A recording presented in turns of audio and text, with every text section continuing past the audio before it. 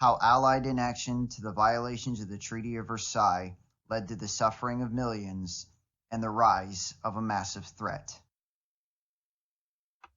German rearmament, 1920s to 1932.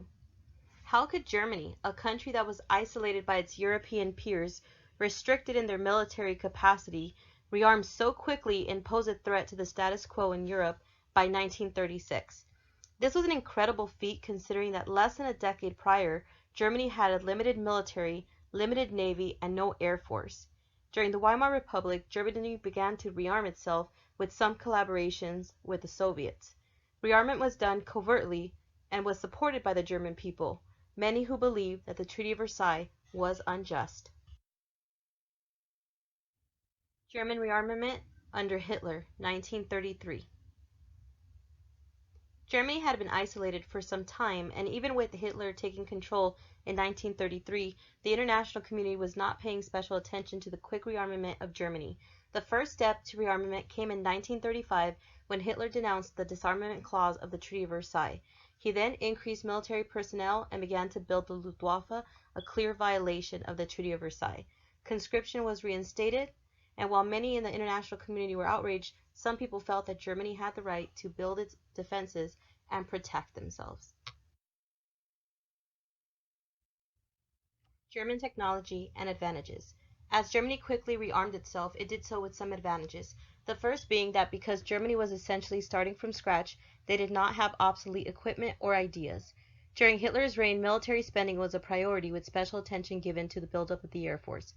Technological advancements were most evident in the advancement of aircrafts. The Henkel bomber, the Messerschmitt Bf-109, and the Ju-87 Stuka were on top of the line.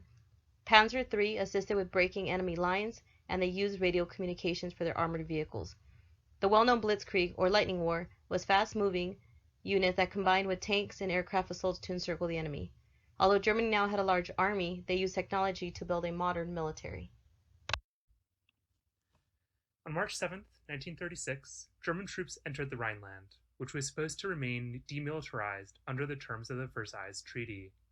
This was Hitler's first use of military occupation to test the old European international system set up by Great Britain and France after the First World War.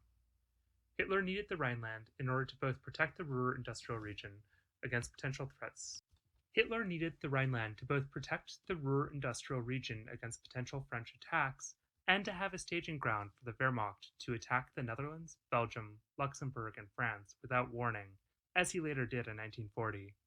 Although the rearmament of the Rhineland was in clear violation of the Versailles Treaty, Germany argued that it was reasonable for a country to have full sovereignty of all of its territory, and that Germany had been provoked into this act by the 1936 Franco-Soviet Treaty of Mutual Assistance.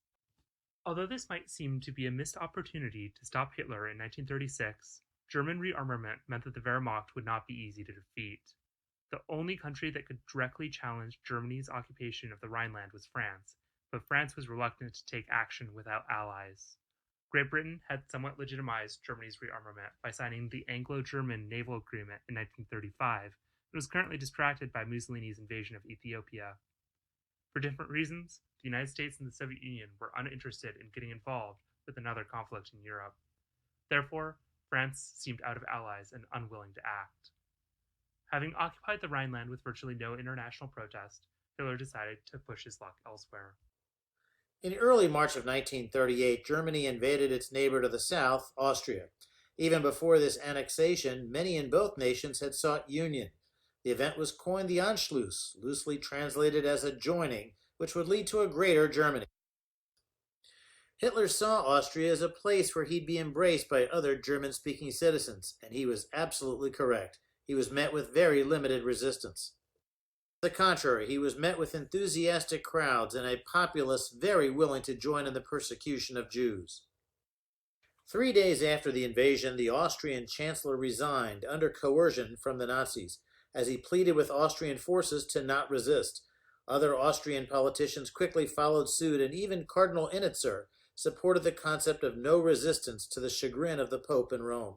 The response of the U.S. and Britain was mild, with Chamberlain remarking that nothing could be done to prevent it unless a nation was willing to use force. This passivity in part emboldened Hitler to look to the Sudetenland as his next target. Among the most important legacies of the Anschluss was the persecution of Jews by Austrians. Almost immediately, homes and shops of Jews were plundered. They were driven from public life within months. All synagogues in Vienna and many across the nation were completely destroyed. 6,000 Jews were quickly deported to Dachau. The notorious Nuremberg laws stripped Jews of their jobs, educational opportunities, and freedoms. By September of 1941, they were required to wear the infamous Yellow Badge. Mauthausen concentration camp was among the very first massive labor camps in Europe. Nicknamed by the Reich the Bone Grinder, there are estimates of up to 320,000 people who were killed. Mauthausen was liberated by the U.S. Army on May 3, 1945. After the war, the Austrians claimed they were the first victims of the Nazis. Everything they did was at the point of a bayonet, they claimed. They largely avoided for decades their embrace of Nazism.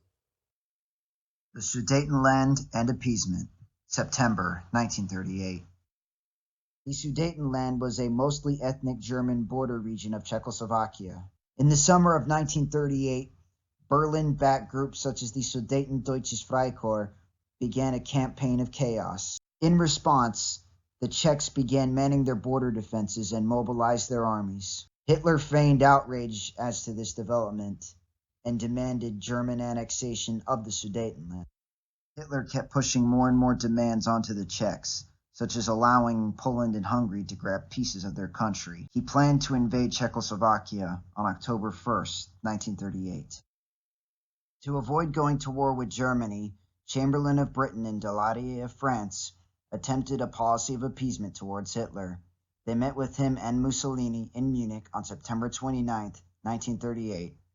At the Munich conference, they abandoned their previous obligations to protect Czechoslovakia in an attempt to please Hitler. The USSR and Czechoslovakia were not invited. Hitler got the Sudetenland, and Poland and Hungary got their pieces as well. Chamberlain proclaimed that the agreement would bring peace in our time. German forces completely occupied the Sudetenland by October 10, 1938. However, this policy of appeasement would utterly fail. As Hitler marched his forces into the Sudetenland, there came a series of swift and positive outcomes for the Germans.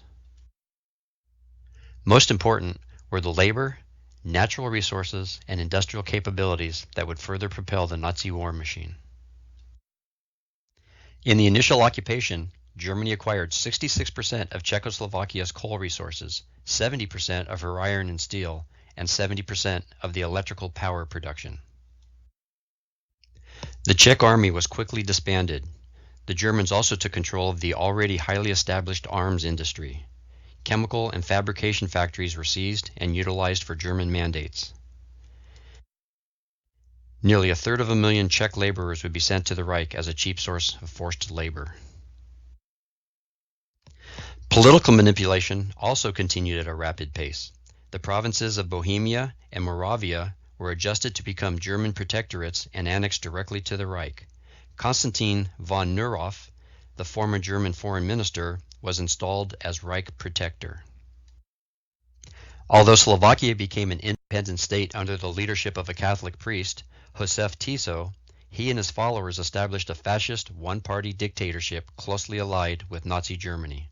Thus, these territories were simple puppet states of Hitler. There were also profound civilian and social ramifications. First, 3 million ethnic Germans were reunited with their motherland, giving them greater status where they already had residency.